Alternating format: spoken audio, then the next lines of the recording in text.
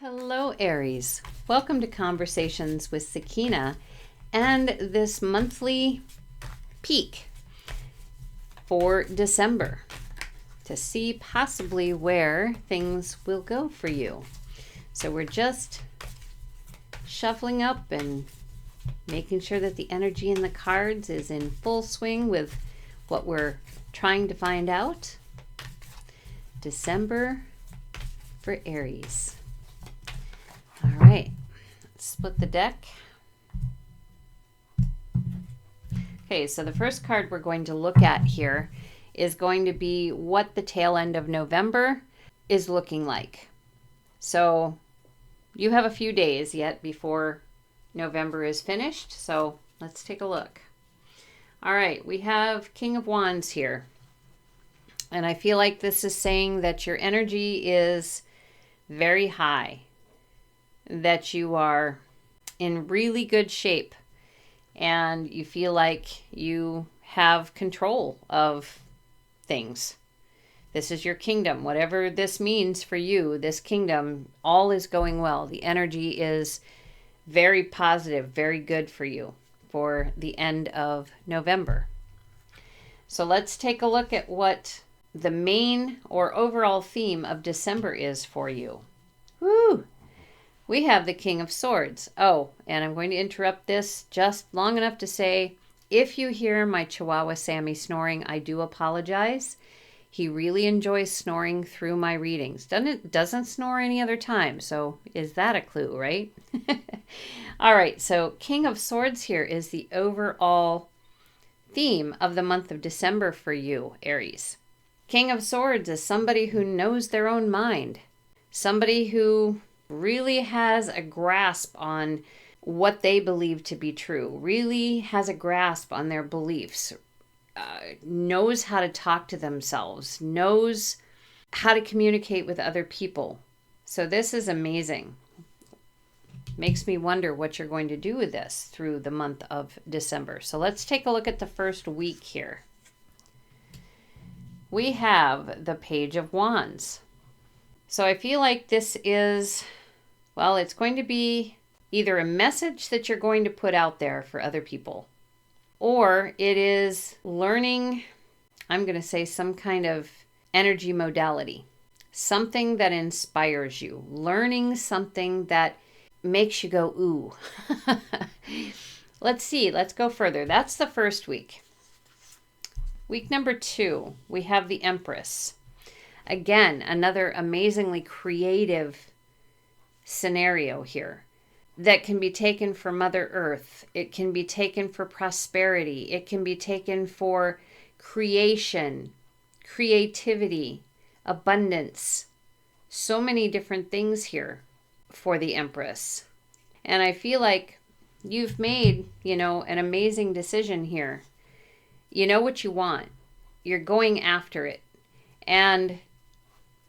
But there's something that you need to learn, obviously, to get to this king status. Remember, this is the theme, okay? You want to get to this king status. You want to understand yourself. You want to understand the truth of things. You want to be able to communicate well with yourself. So I'm going to say this is some kind of learning, maybe a class, or creating something that allows you to experience you. And with the Empress, this is just saying that week number 2 is you're going to find what that is. You're going to discover what can bring you the most beauty in your life.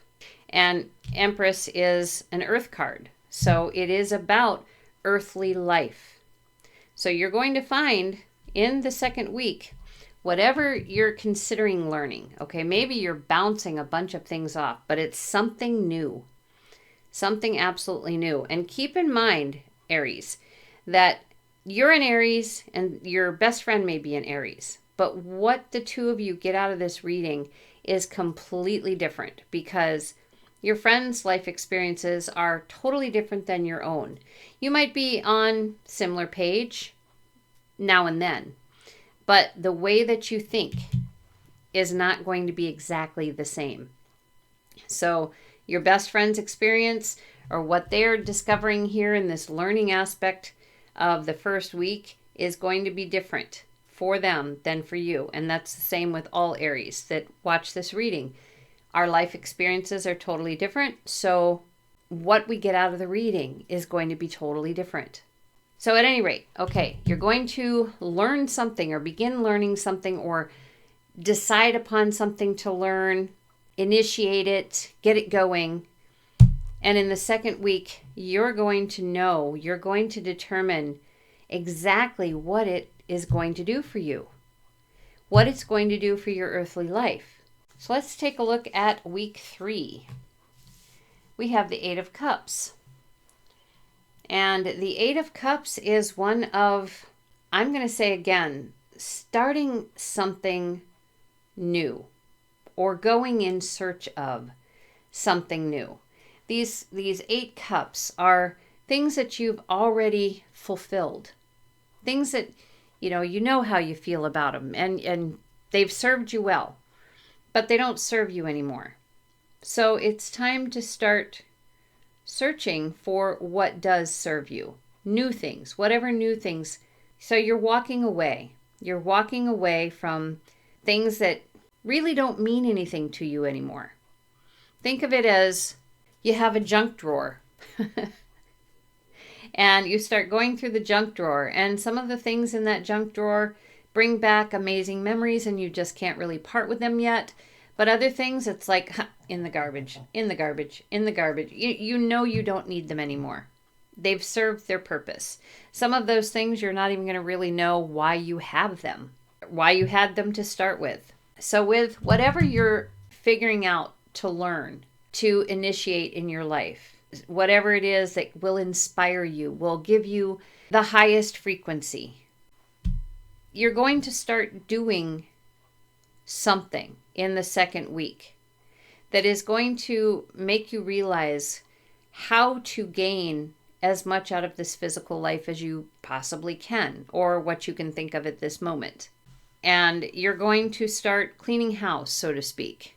You're going to go in search of whatever it is that is going to serve you in this way. I think, like in December, I think you were working on the energy aspect of yourself, the creative aspect of yourself. And now I think you've decided, okay, now we need to work with the beliefs for the month of December. So energy in November, beliefs in December. And this is the path that Spirit is taking you. So let's look at week 4. Okay, we have the 10 of Cups. 10 of Cups is ultimate fulfillment, happiness. But it can also be an illusion. And I feel like with the swords as the main theme here, I feel like you're a very logical individual. And that heart or emotion is probably something that you don't always look kindly upon, okay? You would rather be like Spock from Star Trek, who uses logic and emotion really doesn't exist. But yet we know from that character that emotion does exist, whether they realize it or not, because it is a part of the human condition. So I think this month of December really is about learning how to discover the heart and still hang on to the logic, the truth, to really put your belief system to the test and allow your heart and your mind to work together somehow. And it's going to be a learning experience. There's no doubt about it. And if you're going to do it, you need to initiate the doing of it, because your logical mind isn't going to. It's not going to want to, because, that might be wishy-washy. Because, the Empress, like I said, it's creation, it's nurturing something. Well, nurturing means feeling it. That could be difficult. But Spirit is saying this is what's going to bring you balance, and it's going to bring you abundance and prosperity and beauty and all the things that you would probably rather not admit to. So, time to clean house, and meaning clean the mind, clean the beliefs, so that you can make room and discover what it is you love. Have that love fulfillment. Understand love, not just logic. So let's take a look at what January, the possible theme of January is. What may be taking place in January? Ace of Wands. This is high energy. High energy. It's amazing. You are going through this. I believe the month of January is going to be one of incredible creativity, incredible passion, incredible energy, very high frequency. And where that goes, obviously we won't know until we get to possibly the reading for January. So Aries, that is it for this reading. So until next time, take care.